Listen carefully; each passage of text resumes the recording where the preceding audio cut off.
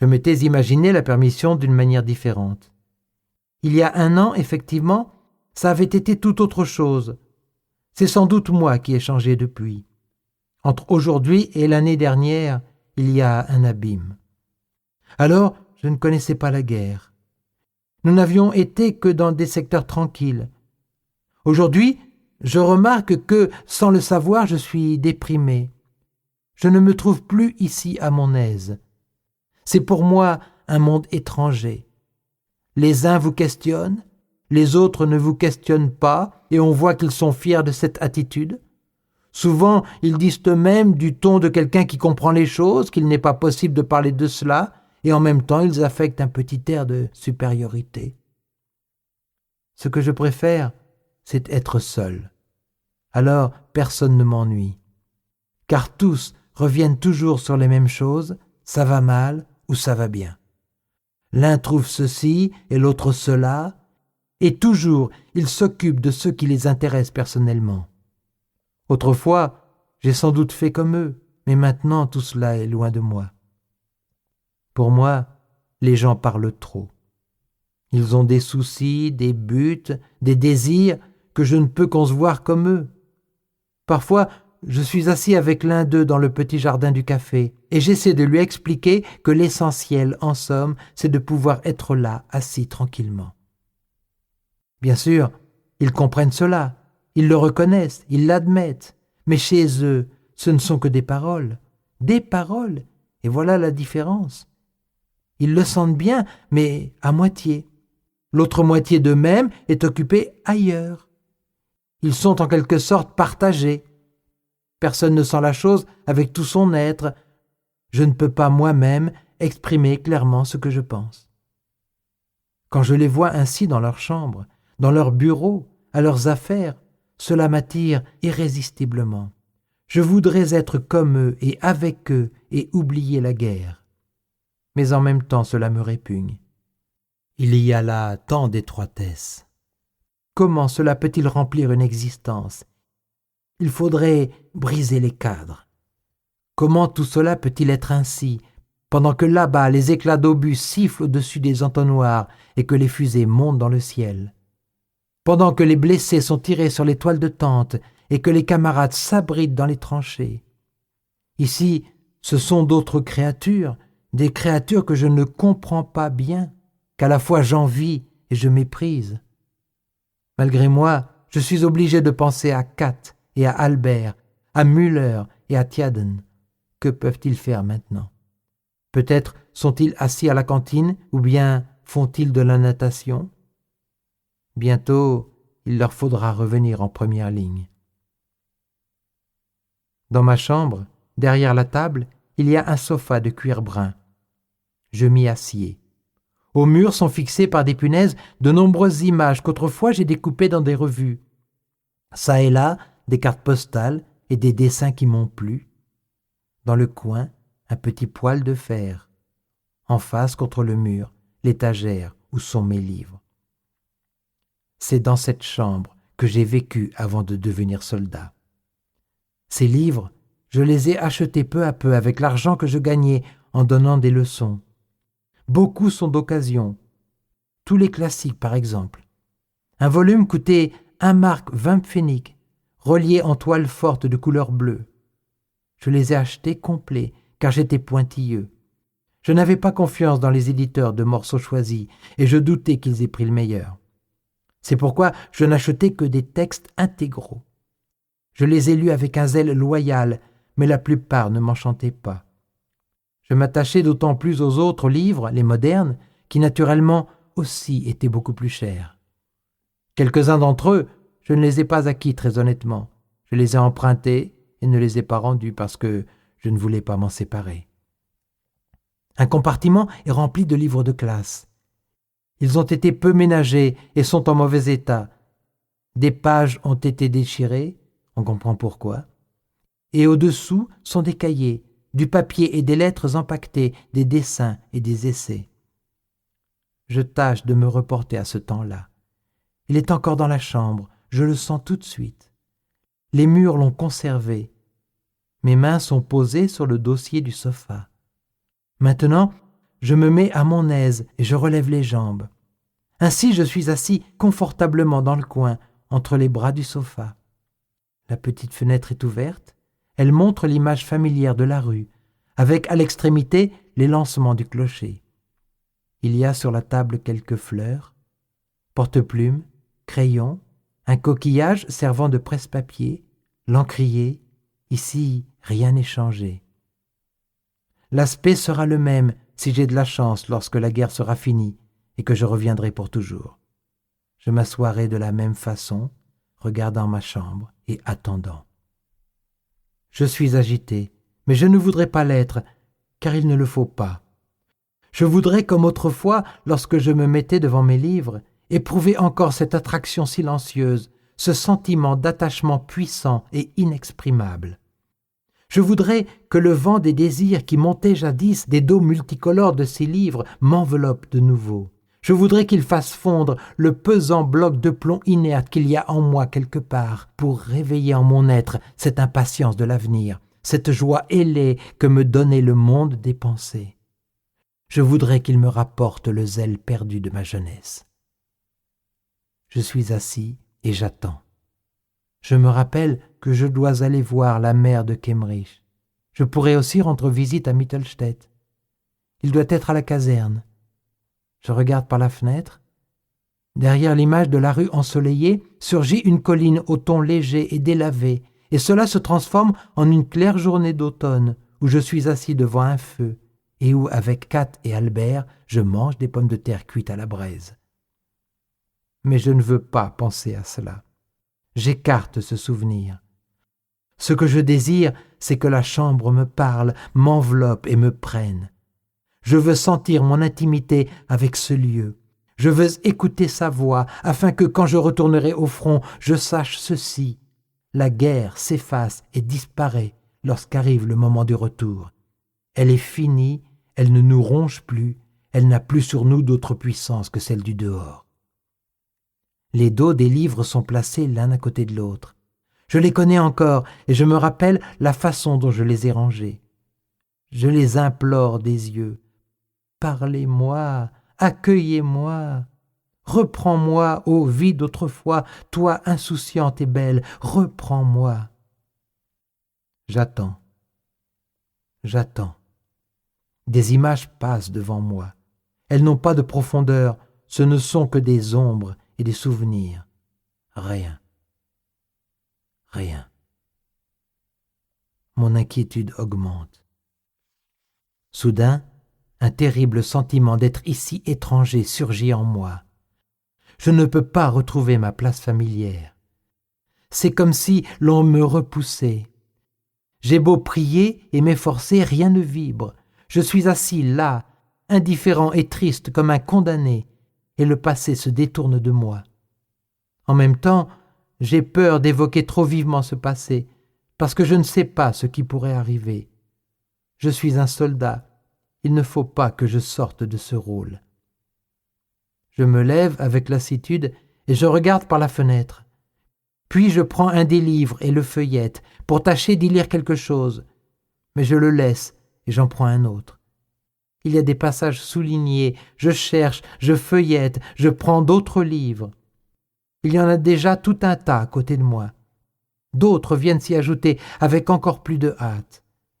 Et aussi des feuilles de papier, des cahiers, des lettres. Je suis là, muet devant tout cela, comme devant un tribunal, sans courage. Des mots, des mots, des mots. Ils ne m'atteignent pas. Je remets lentement les livres à leur place. C'est fini. Je sors sans bruit de la chambre. Je n'y renonce pas encore. Il est vrai que je ne reviens plus dans ma chambre, mais je me console en pensant qu'une période de quelques jours n'est pas une chose définitive. Par la suite, plus tard, pendant des années, j'aurai du temps pour cela. Pour le moment, je vais voir Mittelstedt à la caserne, et nous nous asseyons dans sa chambre. Il y a là une atmosphère que je n'aime pas, mais à laquelle je suis habitué. Mittelstedt me dit une chose qui m'électrise aussitôt. Il m'apprend que Kantorek a été appelé sous les drapeaux, comme territorial. « Imagine-toi, dit-il, tout en sortant quelques bons cigares, que j'arrive ici à la sortie de l'hôpital et que je tombe sur lui.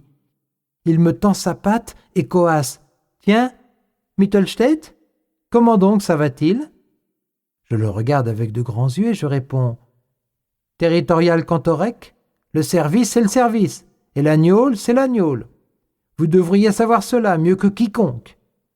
Lorsque vous parlez à un supérieur, rectifiez la position. » J'aurais voulu que tu vois sa figure, un mélange de cornichon au vinaigre et d'obus raté. Il essaie encore une fois timidement de faire avec moi le familier. Alors je le rudoie un peu plus fort. Après quoi, il joue son plus gros atout et me dit d'un ton confidentiel « Dois-je vous recommander pour un examen de repêchage ?» Il voulait me rappeler qu'il avait encore barre sur moi, tu comprends? La colère m'a saisi et moi aussi je lui ai rappelé une chose. « Territorial Cantorec, il y a 2 ans, vous nous avez sermonné pour que nous nous engagions. Il y avait avec nous Joseph Behm, qui lui ne voulait pas partir. Il a été tué 3 mois avant la date légale à laquelle il aurait été appelé sous le drapeau. Sans vous, il aurait attendu jusqu'à ce moment-là. Maintenant, rompez. Nous nous reverrons. » Il me fut facile d'être affecté à sa compagnie. La première chose que j'ai faite, ça a été de le mener au magasin d'habillement. Je lui ai déniché un joli costume. Tu vas t'en rendre compte tout de suite. Nous allons dans la cour. La compagnie est sur les rangs. Elle est alignée au garde à vous. Mittelstädt dit « Repos !» et il examine les hommes. Alors, j'aperçois Cantorec et je suis obligé de me mordre les lèvres pour ne pas éclater de rire. Il porte une espèce de tunique à basque d'un bleu passé. Le dos et les manches sont raccommodés avec de grosses pièces de drap foncé. Sans doute, la tunique a-t-elle appartenu à un géant. La culotte noire, tout élimée, n'en est que plus courte. Elle ne va que jusqu'à mi-mollet. Les chaussures sont très larges, ce sont de vieilles godasses dures comme le fer, avec des tiges recourbées vers le haut, et on les lace sur les côtés. En revanche, le calot est à son tour trop petit. C'est une misérable coiffure de rebut horriblement crasseuse. L'ensemble est pitoyable. Mittelstädt s'arrête devant lui. « Territorial Cantorec, est-ce là une façon d'astiquer ses boutons? On dirait que cette chose-là, vous ne l'apprendrez jamais. Médiocre, Cantorec. Insuffisant. » En moi-même, je hurle de plaisir.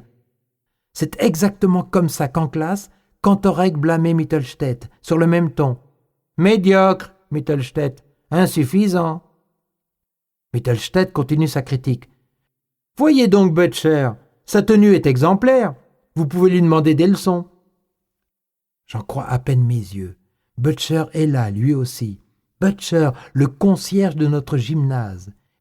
Et sa tenue est exemplaire. Cantorec me lance un regard comme s'il voulait m'avaler. Mais moi, je lui ricane innocemment au visage, comme si je ne le connaissais pas. Comme il paraît stupide, avec son chiffon de calot et son uniforme. Et c'est de cela qu'autrefois on a eu une peur bleue, lorsqu'il trônait dans sa chair et qu'il vous marquait avec son crayon à la leçon de français pour les verbes irréguliers qui ensuite, en France, ne vous ont servi à rien. Il y a à peine 2 ans de cela.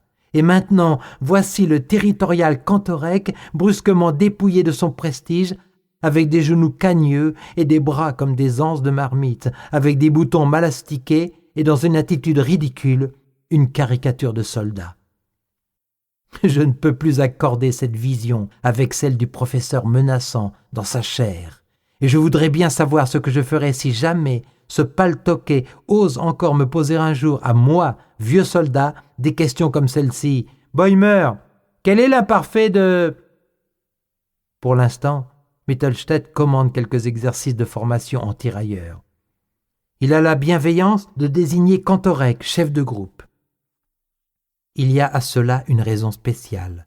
Dans la formation en tirailleurs, le chef de groupe doit être toujours à 20 pas en avant de son groupe.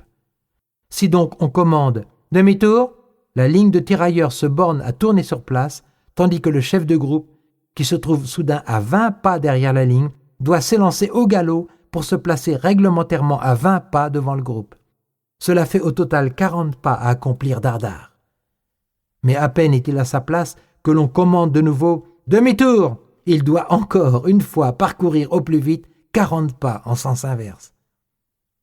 De cette manière, le groupe fait toujours tranquillement son demi-tour, plus quelques pas, tandis que le chef de groupe va et vient en courant comme un P sur une tringle.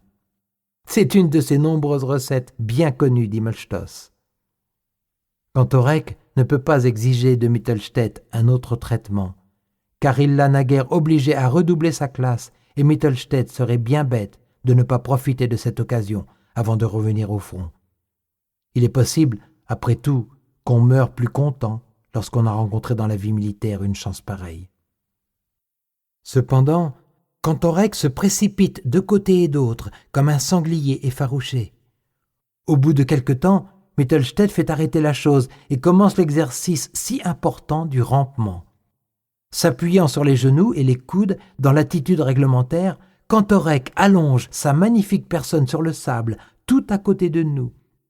Il souffle fort et son essoufflement est une musique. Mittelstädt encourage et console le territorial Cantorek avec des citations empruntées au professeur Cantorek. Territorial Cantorek, nous avons le bonheur de vivre à une grande époque.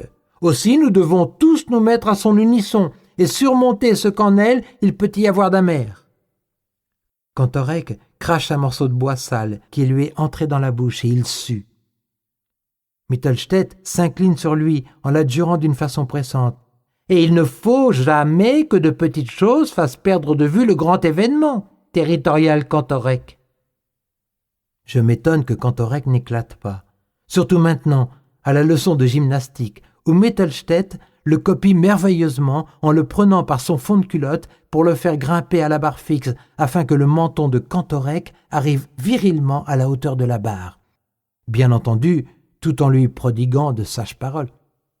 C'est ainsi que Cantorek a autrefois agi avec lui. Ensuite, on répartit les corvées. Cantorek et Butcher iront chercher le pain à la manutention. Prenez la voiture à bras. Quelques minutes plus tard, le couple s'en va avec sa voiture. Cantorek tient rageusement la tête baissée.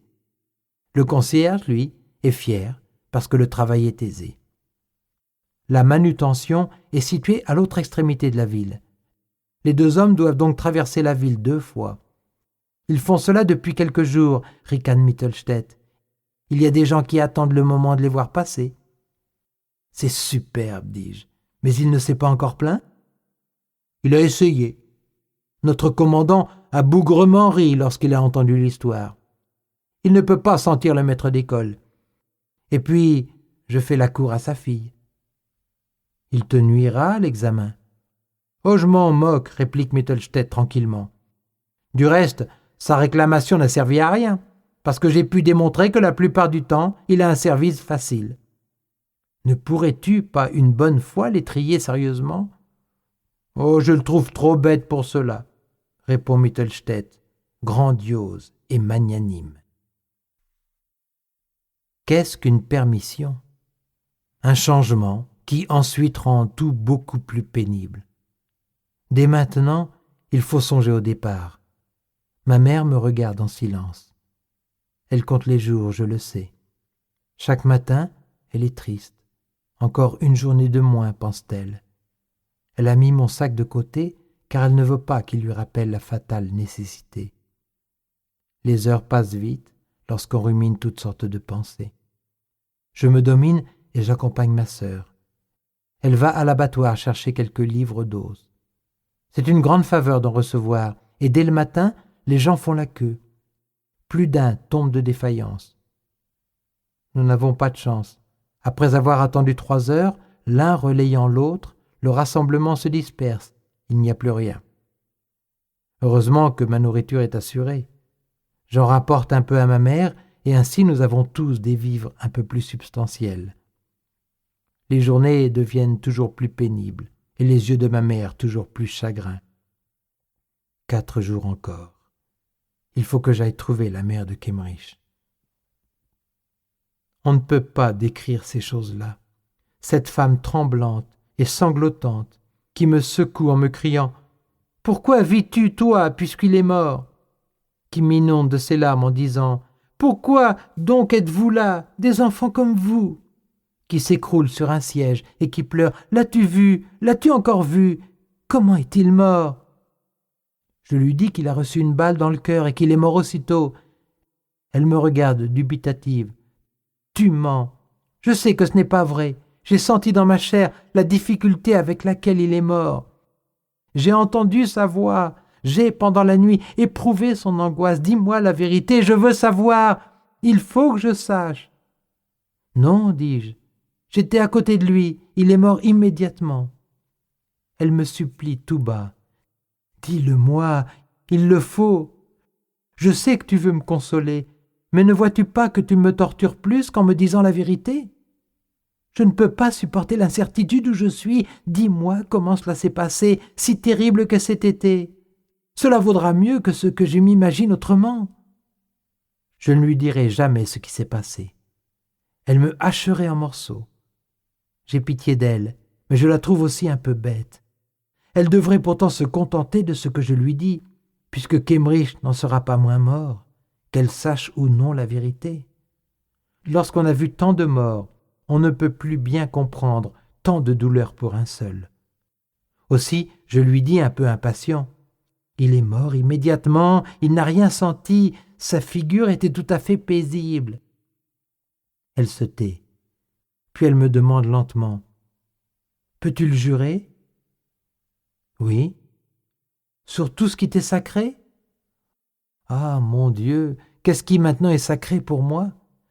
Ces choses-là, ça change vite chez nous. »« Oui, il est mort immédiatement. » « Acceptes-tu toi-même de ne pas revenir si ce n'est pas vrai ? » ?»« J'accepte de ne pas revenir s'il n'est pas mort sur le coup. » J'accepterai encore je ne sais quoi, mais elle a l'air de me croire. Elle gémit et pleure longtemps.